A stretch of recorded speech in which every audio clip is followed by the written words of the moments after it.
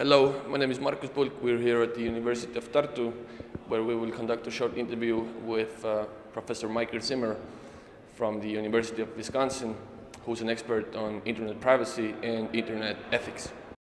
Mr. Zimmer, how has internet privacy changed in the last 10 years? I think some of the biggest changes is how easy it is to be tracked and how hard it is to know that you're being tracked online.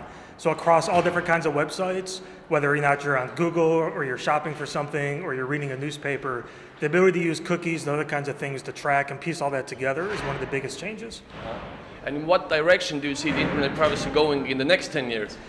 Well, thankfully, I think we're moving in a better direction. We've had 10 years of a lot of issues and a lot of complaints and people investigating challenges with Google or with Microsoft or even companies like Facebook. But now we're seeing companies like Apple being much more protective of users' privacy, building better encryption into the tools, making it harder for websites to track you, and hopefully that's a trend that's going to move forward. How can internet privacy be abused for the average? How can the internet privacy of an average person be abused by these companies? One of the big challenges is how we might be profiled. So based on what you happen to search for or what you happen to be shopping or looking at, you might be put into some kind of category that then determines the kind of things you see later on.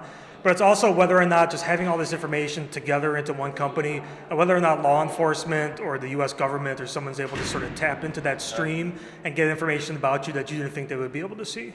Do you think there can be some good sides to internet privacy, decreasing in a sense?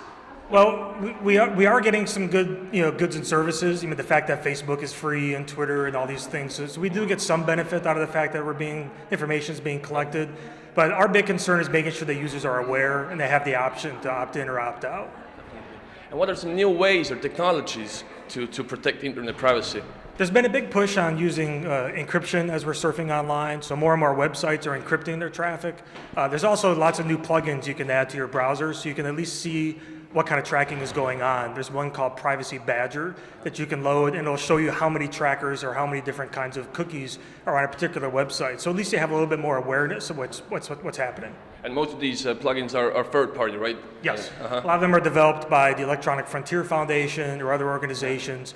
There's also plugins that would block advertising or other kinds of things as well. So the ways to protect yourself from your privacy from being breached is you gotta do your research and exactly. It's right now it's really up to the user to be able to do their own protection. Yeah. Thank you, Professor Zimmer. Thank you.